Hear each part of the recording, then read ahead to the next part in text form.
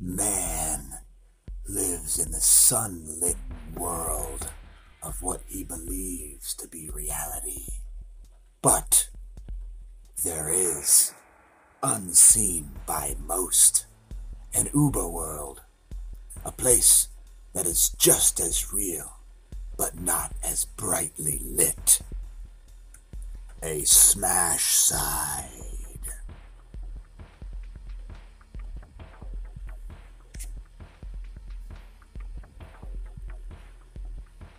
So, looking at the sun on 193 angstroms here, we see an active region rising.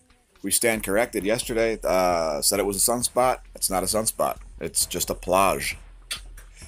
We do see a coronal hole preceding that, and we're looking for a magnetic connection to that coronal hole. And let's look at the situation in 304 angstroms. Checking out this plasma filament on the western limb. Jeez. Flurry of activity going on up there. Let's let it play through. Check it out. That is a Macarena of ionized helium going on over there.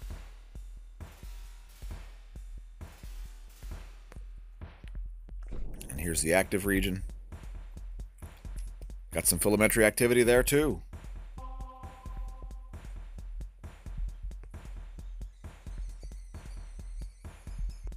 And there are the magnetic field strength lines at 171 angstroms.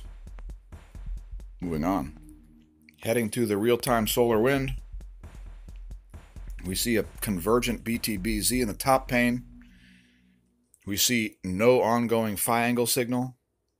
A tiny blip there, which looks like a coronal hole magnetic connection for a very short period of time. Solar wind density is now at 5.53 protons per cubic centimeter, and the wind speed is now 483 kilometers per second. Looking at spaceweathernews.com, we see the X-ray flux remains flatlined. Magnetometer is smooth and in a weak range there, barely making it over 100 nanotesla yesterday. KP index has dropped back down to 1. Electron flux, there's that. Looks like no charging hazards. And the F2 layer is looking pretty normal here, at least par for the course for the past few weeks. There's your auroral forecasts, nothing too spectacular. Next, we'll leave links to this spot to look at cosmic rays. We'll look at the monitors we usually look at here. And Athens has been showing some anomalous data. Check it out. Either a major downtick in cosmic rays and a couple days of offline, or not exactly sure what that is. But yeah, some anomalous data there. Here's Mexico City. Here's Moscow. And we've got Oulu and DOMC Antarctica. And here's DOMB Antarctica. No uptick in cosmic rays. And now we'll look at global incident map. Quakes.globalincidentmap.com, that is. Now, yesterday afternoon we did see 2 quakes in this area in the Mid-Atlantic Ridge. I believe it was a 5.2 and a 6.0. So that was the official end of the 6.0 earthquake drought. However, these spots remain on alert.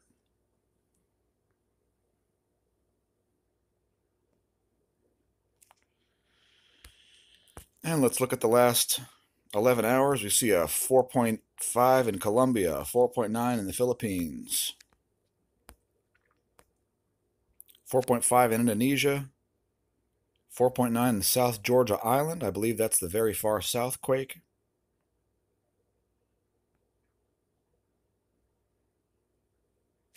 Not far from the Falklands and Antarctica.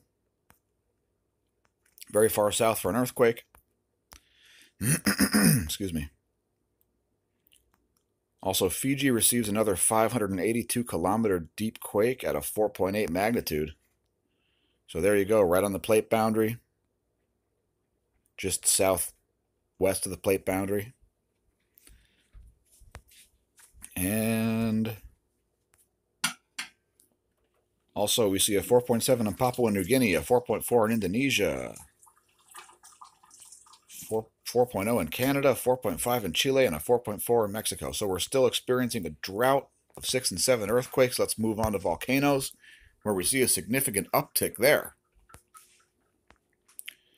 So we've got Shivaluch now producing a 17,000-foot ash plume.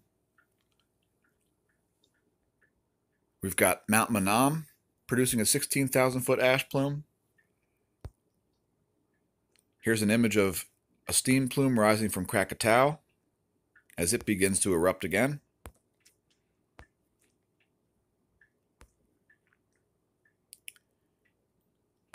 Tucono with a 7,000-foot ash plume. Popocatépetl, sporadic emissions of ash. Fuego, continuous emissions to 15,000 feet. Turrialba has stopped erupting. And Poas, a 10,000-foot ash plume.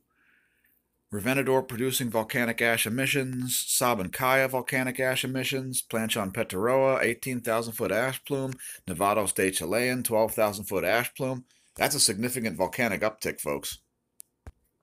Next, let's head to the Galaxy Zoo at zooniverse.org. Become a citizen scientist and help classify galaxies since we need a visual analysis of this. You, too, can analyze galaxies. You may even get published in a scientific paper, folks. So check it out. Here's how easy it is. You say, okay, well, it's got features. All right. So is it a edgewise? Is it an edge-on disk? Nope. Does it show a bar? No, it doesn't show a bar.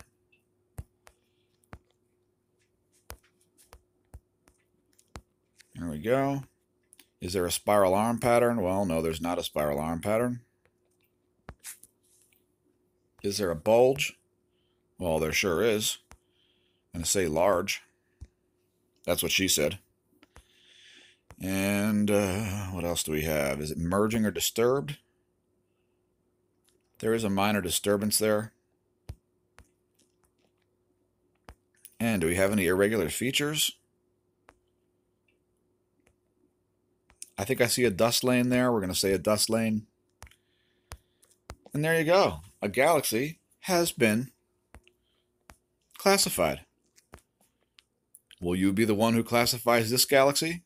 Well, head to zooniverse.org and be that astronomer.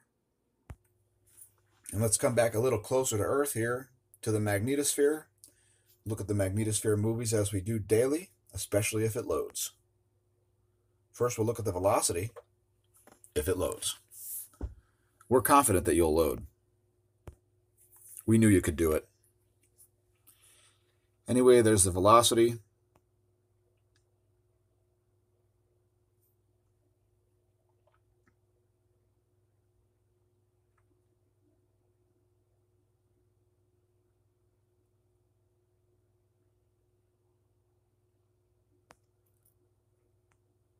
Here's the density.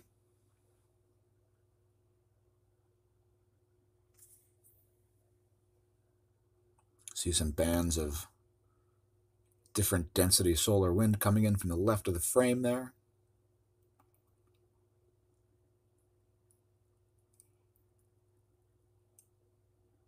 Nothing too extraordinary happening on this view. And there's the pressure.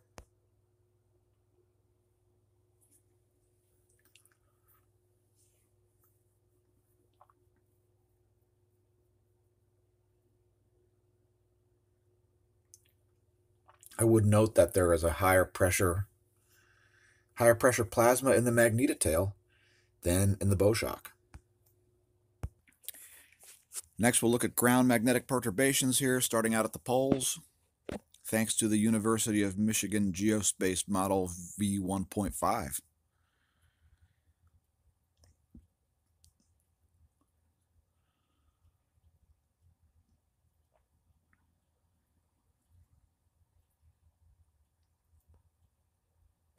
Those of you who are interested in the ongoing pole shift, pole flip magnetic excursion, that's part of the reason why we cover this every day, because these things can change without any warning. And so we would prefer to see it happening if possible, as soon as possible, possibly even forewarning. We see the standard bleed here coming down North America and into the Indian Ocean from the South Pole. Nothing extravagant. And as we learn more and more about this stuff, starting to cover the total electron content here, just to give you an idea of how that works every day. That is located around the same location as the sun. And it gives you some idea of the irregularities in the way electrons behave. This is at the F2 ionosphere layer. And we'll leave a link to this, every other site, and an article that we were just exposed to yesterday. But before that, let's head to theplanetstoday.com. Get your planetary locations. Let's advance it 1 week so you know what will happen.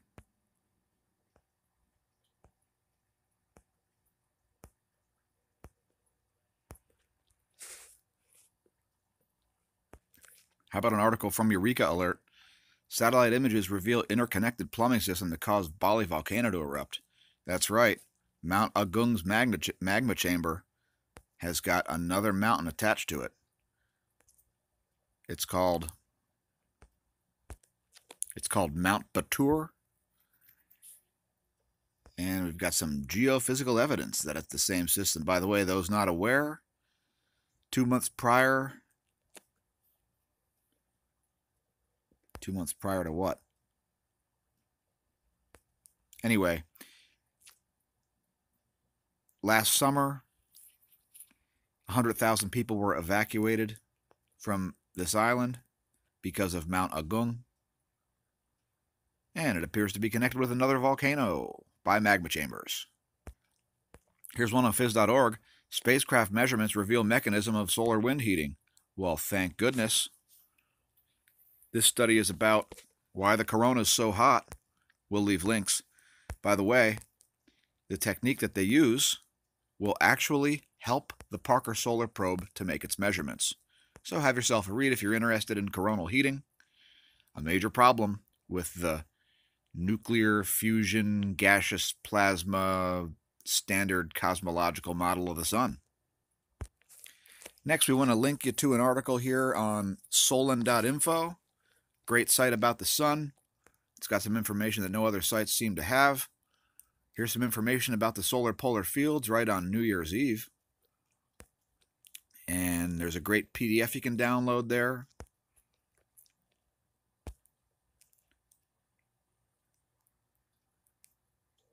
Oh, I don't know, whatever viewer.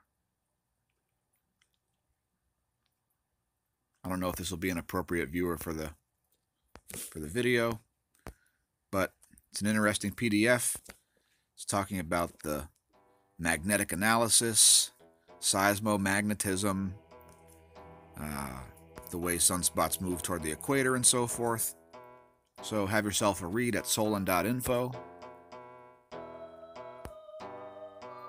We'll leave links. And here's the paper that we were talking about here.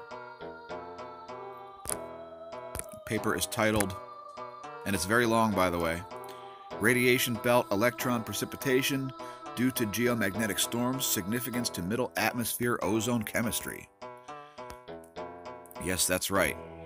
Geomagnetic storms triggered by coronal mass ejections and high-speed solar wind streams can lead to enhanced loss of energetic electrons from the radiation belts into the atmosphere. Now this, folks, is referring to what we see when a coronal hole wind stream comes in. We see the electron flux drop. Well, where are those electrons going? They're going into the atmosphere. Here's an article about it. We'll leave a link. And we're back at 171 angstroms. See some activity in this region. This coronal hole is very well defined, and we're awaiting a magnetic connection to that, at which point the risk of another 6 or 7 magnitude earthquake goes up significantly. Now let's take a look at this active region here. Not to be confused with the sunspot, folks. We see no umbral core to this. And while it is quite magnetically active, not a sunspot.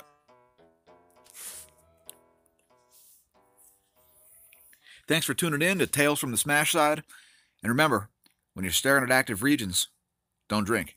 And if you drink, stare at active regions anyway. Just don't drive into a sunspot.